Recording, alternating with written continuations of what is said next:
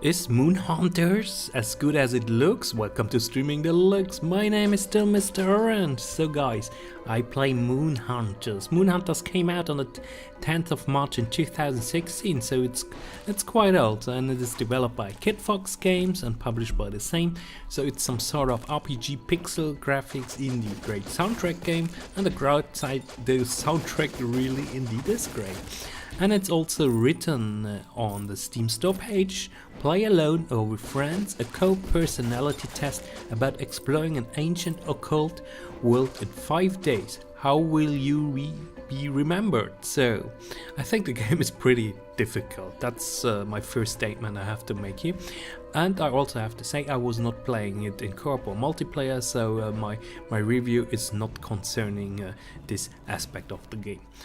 Alright my friend, so yeah, first of all I have to also admit that I really like the graphics, I like the design, the atmosphere, and the soundtrack is just amazing.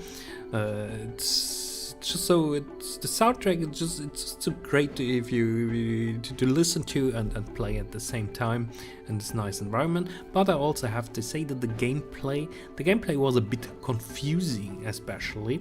So yeah, it's this 5 days rule and then the world ends or something like this, and it was a bit confusing because this was not really explained. All the rest was explained, and then there is some weird system where you how you improve the stats of your character.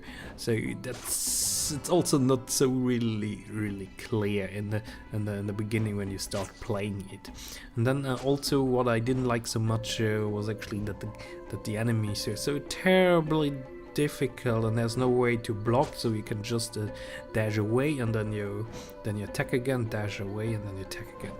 Alright, so that's for the negative part, but for the rest of the positive parts I would say it has something refreshing.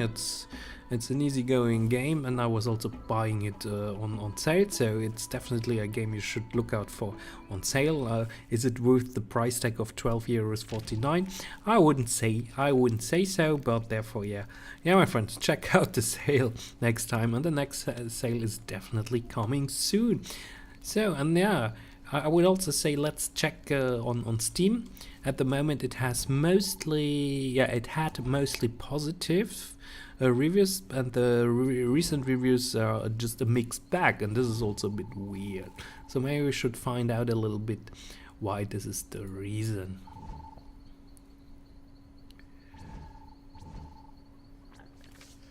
Alright, so before we look into the reasons of this, I wanna maybe highlight some of the features of the game. So you can build your own mythology, your actions and decisions grow into your reputation, it is said, changing how the world reacts to and remembers you. Okay, yeah, that's maybe the case, but there's not so much going on actually in the world. A mystical journey, different locations and landmarks each have their own potential to help or hinder adventurers. And then revive your old heroes, honor your past heroes, and test your strength against the new final boss or endless arena. Online or the local co-op play. So that's what I was already talking about, and great parties. Each playthrough is less than an hour, allowing people to play together in one sitting. So yeah, it goes very quickly, so therefore also just a reminder again that you die very quickly as well. So, and the game is always different every single time, with a randomly generated world and adventure levels with different upgrades in each vendor. There's always something new to find, and then fabulous find various animal companions to help you on the journey.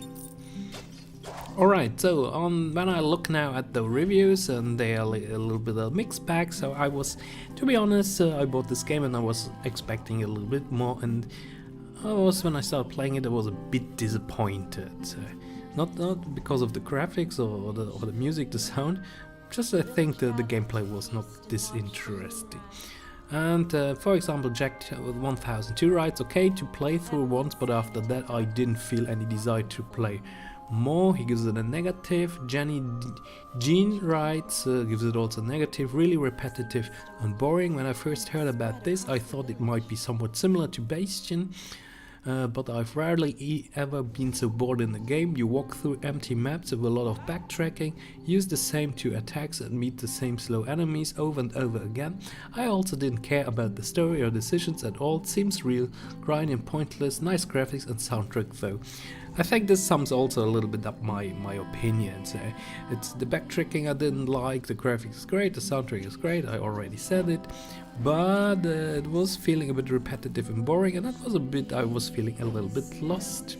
Then NT gives it a positive review, so when my boyfriend tries to cook perfect dishes, plus 5 to useful stats. When I try to cook weird soup, 1+ to being triple at what you're doing. Okay, yeah, that's the fun joke on the game, since you can cook and then you get some extra points.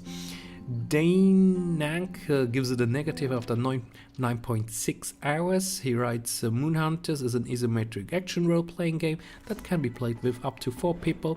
There are several different characters to pick from with a limited amount of abilities that become more diverse as you progress through a session. The game itself is set in 5 different worlds, adorned with pixel graphics.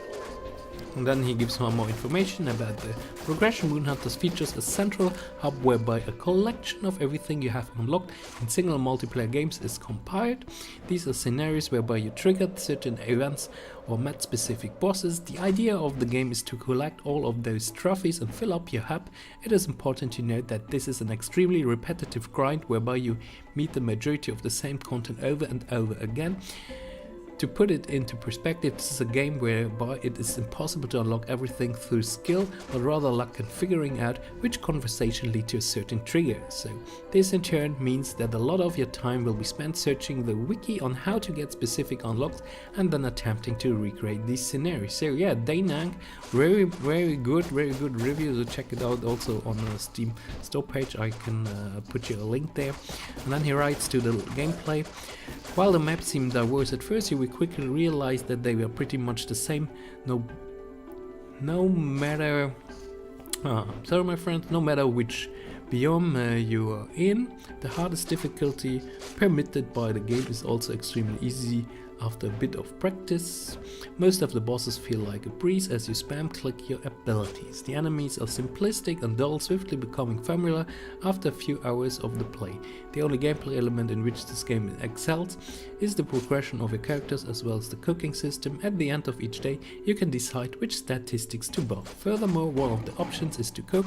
You will be prompted with the options to combine 2 ingredients which you collect in the world, which each other and either unlock a new recipe or use a previously discovered recipe which you believe provides stat buffs that complement your character. Alright. Yeah, and then he writes in his verdict, the game is more suited for extremely casual players who aren't really seeking any challenge or progression, but more at fun time playing the game together. Taking into account the content when compared to the price you pay for this game, I would award Moon Hunters the following score, and he gives it 5 out of 10, so which is actually not so high. Then maybe a positive review. Judge says, Pros judges pixel art, soothing background music, unique interactive menu, fun combat, couch co-op, replay value built in. And for negative he says, low player count for online, some classes only viable for co-op. And in summary, you wake up as a small flame in a temple outside of time, doubling as the main menu, beckoned by the priestess to tell the story again. You agree, you choose who the story will be about, an assassin, witch, ritualist or a druid. The colors, their hometown, their name. The cult of Moon is your native religion, set at odds with the Sun cult, and you're going to have to fight to save it. The Moon cult is beautiful, which is why when you learn that the moon, I'm not saying this, so spoiler, that the imaginary language surrounding it filled me with a profound sense of loss and hurt I haven't felt since Shadow of the Colossus. In my travels I encountered gods of the rivers and forests who accepted offering or were upset that I'd taken them. It's hard to describe how alive and real this world feels until you play it. Don't expect to disturb a place or person without it coming back to haunt you. Yeah, it's a very positive review. So why not? The moon didn't race, no. Alright, so So I would say there are some couple of good reviews, also some couple of reviews that are a bit more negative. Overall, maybe it's really a mixed bag. So there are some issues I really liked about this game. So I mean, I was buying it the first hand, and I'm even making a video about this, and I thought I wanted to talk about it here on YouTube. So therefore, I would say it's definitely worth a look. But therefore, check out my video and decide on for yourself if you have fun, if you could have fun with this game. And if you want to try it out, then better look at the sale. I mean, on Metacritic it has at the moment 62 points out of 100, so it's not so good, so it's maybe a good average game. And for fans of pixel art and nice atmosphere and graphics, definitely worth to check out. And yeah, I'm leaving it here, and I'm giving you some time to enjoy the rest of this video, of the gameplay video with full sound. And yeah, my friends, it was a pleasure having you, and see you the next time.